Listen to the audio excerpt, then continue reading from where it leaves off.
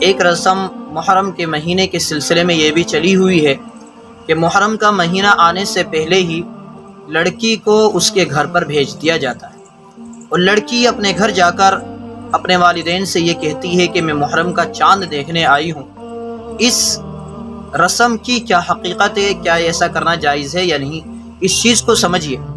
کہ اگر اس کے پیچھے زمانے جاہلیت کا یہ خیال ہو،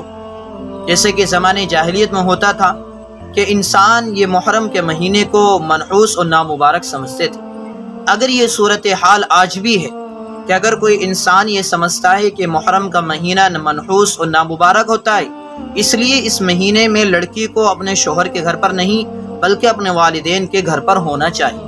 اگر اس عقیدے کے ساتھ لڑکی اپنے میکے جاتی ہے تو یہ چیز شرعاً ناجائز ہے، اور ایسا کرنا اس کے لیے جائز نہیں ہے کہ وہ محرم کا چاند دیکھنے کے لیے اپنے گھر پر آئے، اس لیے کہ کوئی بھی مہینہ یا کوئی بھی گھڑی شرعی اعتبار سے منحوس اور نامبارک نہیں ہوتی، بلکہ انسان کے لیے مبارک گھڑی وہ کہلاتی ہے جس میں انسان اللہ تعالیٰ کی اطاعت کرے،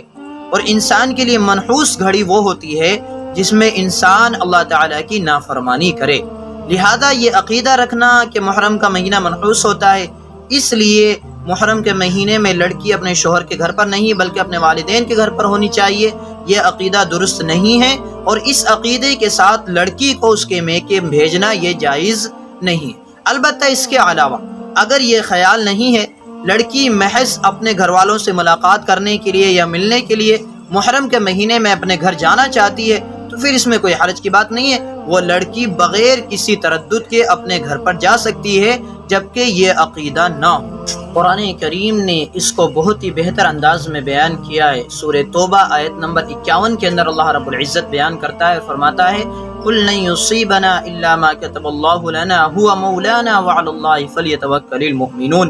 فرمایا کہ اے نبی جی آپ اعلان کر دیجئے کہ ہم کو صرف وہی مصیبت اور نقصان پہنچ سکتا ہے جس کو اللہ تعالیٰ نے ہمارے لیے مقدر فرما دیا ہو،